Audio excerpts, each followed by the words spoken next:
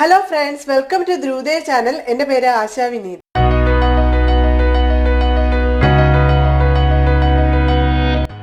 ഒരു മിക്സ് വെച്ചിട്ട് 4 റെസിപ്പീസാണ് ഞാൻ ലഞ്ചിന് ഉണ്ടാക്കുന്നത്. വീഡിയോ എല്ലാവരും അവസാനം വരെ കാണുക.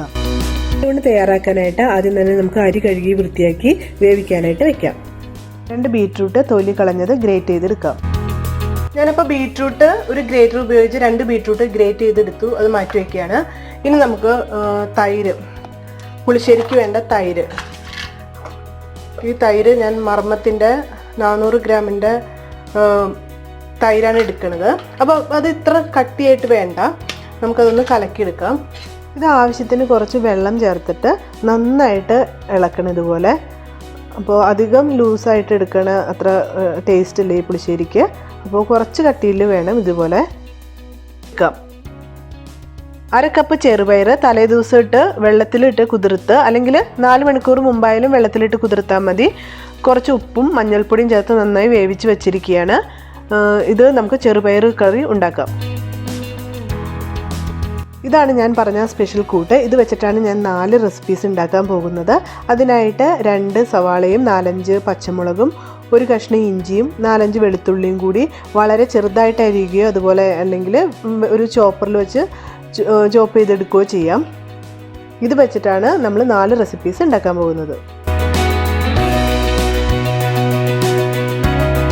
അപ്പോൾ നമുക്കിനി എല്ലാം ഉണ്ടാക്കാൻ തുടങ്ങാം. അതിനായിട്ട് ഞാൻ ഒരു ചീനച്ചട്ടി അടുപ്പിൽ വെച്ചിട്ടുണ്ട്. അതിലോട്ട് കുറച്ച് വെളിച്ചെണ്ണ ഒഴിക്കുകയാണ്. വെളിച്ചെണ്ണ ചൂടായിട്ട് വരുമ്പോൾ കടുക് ചേർക്കാം അതിലോട്ട്. ഈ കടുക് നന്നായിട്ട് പൊട്ടി വരുമ്പോൾ 2 വറ്റൽമുളക് ഇങ്ങനെ നെടുകെ കീറിയിടാം. അതൊന്ന് ചൂടായിട്ട് വരുമ്പോഴേക്കും നമുക്ക് ഒരു 2 ടേബിൾ സ്പൂൺ നമ്മുടെ ഈ കൂട്ടിൽ നിന്ന് എടുത്തിട്ട് ഇടാം.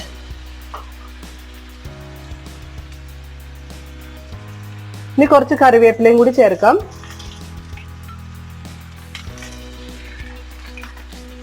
ഇതൊന്ന് ഇളക്കി കൊടുക്കുക. ഇതൊന്ന് ചെറുതായിട്ട് മൂക്കട്ടെ കേട്ടോ. ഇത് ചെറുതായിട്ട് ചുവന്ന് വന്നിട്ടുണ്ട്. ഇതിലോട്ട് നമുക്ക് ഗ്രേറ്റ് ചെയ്ത് വെച്ചിരിക്കുന്ന ബീറ്റ്റൂട്ട് ചേർക്കാം.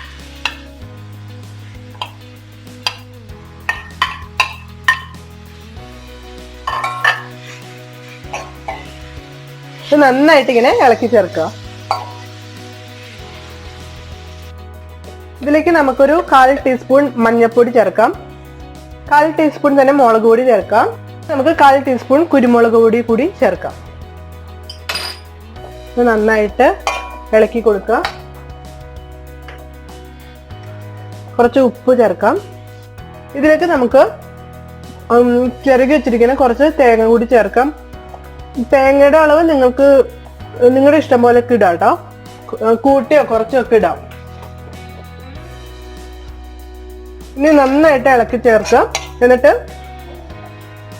ഒരു ലോ ഫ്ലെയിമിൽ ഇട്ടിട്ട് ഒട്ടും വെള്ളം ഒഴിക്കാതെ ഇത് അടച്ചു വെച്ചിട്ട്, ഞാൻ എൻ്റെ കൊത്തമര തോരൻ്റെ റെസിപ്പിയിൽ പറഞ്ഞിട്ടുണ്ട്, അതുപോലെ തന്നെ ഇത് നന്നായിട്ട് വേവിച്ചെടുക്കുക. ഒട്ടും വെള്ളം ഒഴിക്കാതെ അടച്ചു വെച്ച് ഇടയ്ക്കിടയ്ക്ക് ഇളക്കി കൊടുക്കുക. എന്നിട്ട് അങ്ങനെ വേവിച്ചെടുക്കണം. അപ്പോൾ അതാണ് അതിൻ്റെ ഒരു ടേസ്റ്റ്.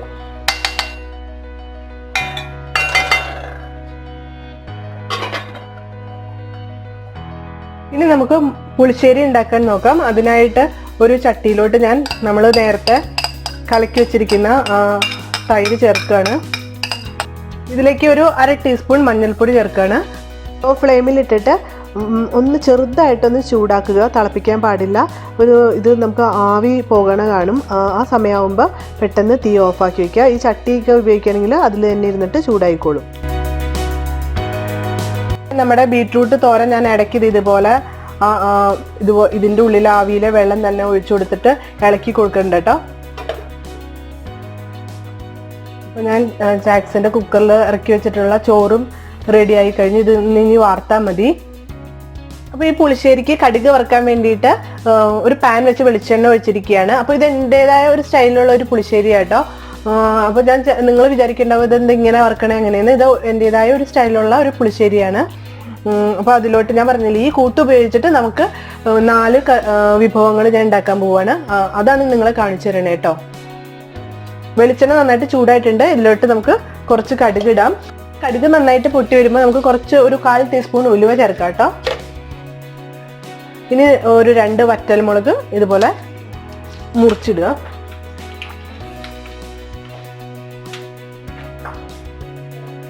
ഇനി നമ്മുടെ കൂട്ട് 1 ടേബിൾ സ്പൂൺ ഇത് ഇവിടേക്ക് ചേർക്കാം.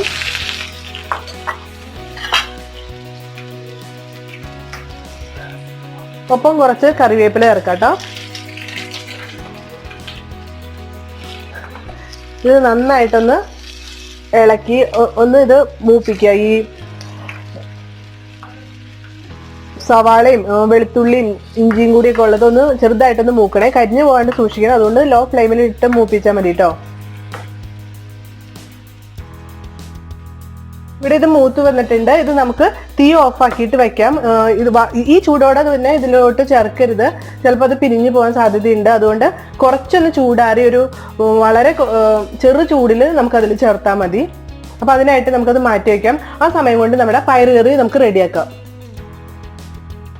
ഇത് മാറ്റി വെക്കുന്നതിന് മുമ്പ് നമുക്കൊരു കായം പൊടി കുറച്ചൊരു ലേശം ഒരു 1/4 ടീസ്പൂൺ ഇതിലോട്ട് ചേർക്കാം കേട്ടോ. എന്നിട്ട് മാറ്റി വയ്ക്കാം. ബീറ്റ്റൂട്ട് നന്നായിട്ട് വെന്തിട്ടുണ്ട്. അപ്പോൾ ഇനി നമുക്ക് ഇങ്ങനെ അടച്ചു വെച്ച് വേവിക്കേണ്ടതില്ല. കണ്ടില്ലേ? ഇനി നമുക്കത് തുറന്ന് വെച്ചിട്ട് ഒരു 2 മിനിറ്റ് വേവിക്കാം. ഇതുപോലെ ഒന്ന് ഇളക്കി കൊടുത്താൽ മതി. ബീറ്റ്റൂട്ട് ആവശ്യത്തിന് നമുക്ക് വെന്തിട്ടുണ്ട്. വേണമെന്നുള്ളവർക്ക് കുറച്ചും കൂടി ഇതിട്ട് വഴറ്റിക്കൊണ്ടിരിക്കുക കേട്ടോ. ഞാനിവിടെ കുറച്ചും കൂടി അവസാനം ഇങ്ങനെ എടുക്കാറാവുമ്പോഴേക്കും കുറച്ചും കൂടി തേങ്ങ ചേർക്കുകയാണ്. അപ്പോൾ ഇത് ഓപ്ഷണലാണ്, ആവശ്യമുള്ളവർക്ക് മാത്രം ചേർത്താൽ മതി. നമ്മൾ ഓൾറെഡി ആദ്യമേ തന്നെ തേങ്ങ ചേർത്തിരുന്നു. ഇനി ഇതൊന്ന് ഇളക്കിയ ശേഷം നമുക്കിത് തീ ഓഫാക്കി വയ്ക്കാം. അങ്ങനെ നമ്മുടെ ബീറ്റ്റൂട്ട് തോരൻ ഇവിടെ റെഡി ആയി കഴിഞ്ഞു. ഇനി നമുക്ക് ചെറുപയർ കറി ഉണ്ടാക്കാം. അതിനായിട്ട് ഞാൻ കുറച്ച് വെളിച്ചെണ്ണ ചൂടാക്കിയിരിക്കുകയാണ് ഒരു പാനിൽ. വെളിച്ചെണ്ണ ചൂടായിട്ട് വരുമ്പോൾ നമുക്ക് കുറച്ച് കടുക് ചേർക്കാം. കടുക് പൊട്ടിക്കഴിഞ്ഞു. അടുത്തായിട്ട് നമുക്ക് ഇതിൽ നിന്ന് ഒരു ടേബിൾ സ്പൂൺ ചേർക്കാം. ആ കൂട്ട് ഒന്ന് ചെറുതായിട്ട് മൂത്ത് വരുമ്പോഴേക്കും നമുക്ക് 3 ടീസ്പൂൺ ചതച്ച മുളക് ചേർക്കാം. ഇതുപോലെ മുളക് ചതച്ച് വെച്ചിട്ടില്ലെങ്കിൽ 3 4 വറ്റൽമുളക് ഇട്ടാലും മതി കേട്ടോ. നിങ്ങളുടെ കറിക്ക് എത്ര ഗ്രേവി ആവശ്യമാണോ അതിനനുസരിച്ച് നിങ്ങൾ വെള്ളം ചേർത്ത് കൊടുക്കുക കേട്ടോ. ഞാൻ ഇവിടെ 1 കപ്പ് വെള്ളമാണ് ചേർത്ത് കൊടുത്തത്. ഇനി ഇതൊന്ന് നന്നായിട്ട് പയറും നമ്മൾ ഇട്ട ചേരുവകളും ഒക്കെ കൂടി നന്നായിട്ട് മിക്സ് ചെയ്ത് അതിൽ പയറിൽ നന്നായിട്ട് പിടിക്കട്ടെ. അതിന് വേണ്ടിയിട്ട് നമുക്ക് കുറച്ച് ഉപ്പ് കൂടി ചേർത്ത്, ഓൾറെഡി പയർ ഞാൻ ഉപ്പിട്ടാണ് വേവിച്ചത്. ഉപ്പ് കൂടി ചേർത്തിട്ട് നമുക്ക് അടച്ചു വെച്ച് വേവിക്കാം. അപ്പോൾ പയർ മുന്നേ വേവിച്ചിട്ടില്ലെങ്കിൽ ഈ സമയത്ത് പയർ ഇട്ടിട്ട് ഇത് നന്നായിട്ട് വേവിച്ചെടുത്താലും മതി. ഈ സമയം നമുക്ക് ഇത് ചൂടാറിയിട്ടുണ്ട്. നമ്മൾ കടുക് വറുത്ത് വെച്ചത് ഇത് നമുക്ക് പുളിശ്ശേരിയിലോട്ട് ചേർക്കാം കേട്ടോ.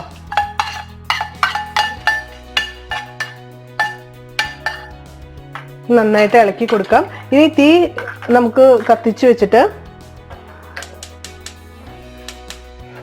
വെച്ചിട്ട് ചെറുതായിട്ടൊന്ന് ചൂടാക്കുക. വളരെ ചെറുതായിട്ട് ഒരു 30 സെക്കൻഡ് മതി. ഒന്ന് ചെറുതായിട്ടൊന്ന് ചൂടാക്കുക.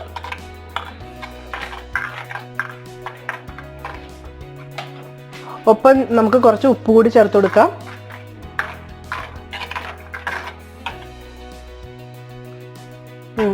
അങ്ങനെ നമ്മുടെ പുളിശ്ശേരി കൂടി റെഡി ആയി കഴിഞ്ഞു. ഇനിയും നമ്മുടെ ഈ മിക്സ് ബാക്കിയിരിക്കുന്നുണ്ട്. അപ്പോൾ ഞാൻ നോക്കുമ്പോൾ നമുക്കൊരു ഓംലെറ്റ് കൂടി ഉണ്ടാക്കാം. അതിനായിട്ടൊരു മുട്ട പൊട്ടിച്ച് ഒഴിച്ചിരിക്കുകയാണ്.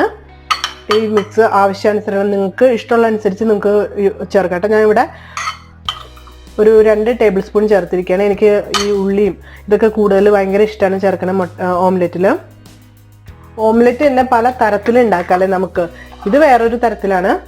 ഇനി നമുക്കതിലോട്ട് കുറച്ച് മഞ്ഞൾപ്പൊടി ചേർക്കാം, കുറച്ച് കുരുമുളക് പൊടി ചേർക്കാം. ഈ ഓംലെറ്റിൽ ഭയങ്കര കുറേ കുരുമുളക് പൊടി ചേർക്കണം, അതാണ് ഇഷ്ടം. പിന്നെ ഒരു 1/4 ടീസ്പൂൺ മുളക് പൊടി ചേർക്കുകയാണ്.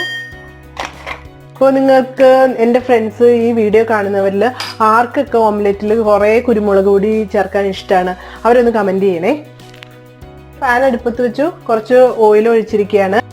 ഇതിലേക്ക് നമുക്ക് ഈ മിക്സ് ചെയ്ത് വെച്ചിരിക്കുന്ന മുട്ട അതിൽ നിന്ന് നമുക്ക്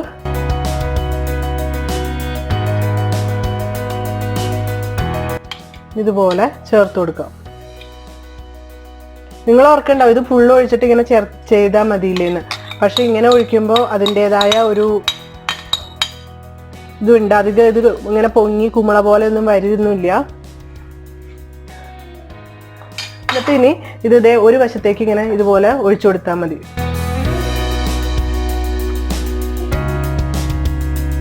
ഒരുമിച്ച് ഒഴിക്കുമ്പോൾ ഇത് പെട്ടെന്ന് ഇങ്ങനെ പൊങ്ങി വരും. അതുകൊണ്ടാണ് ഞാൻ ഇങ്ങനെ ചെയ്യണേ കേട്ടോ. ഇനി നമുക്ക് ഇതുപോലെ ഒന്ന് ജസ്റ്റ് കുത്തി കൊടുക്കാം. അപ്പോഴും ഇത് പൊങ്ങിയൊന്നും വരില്ല.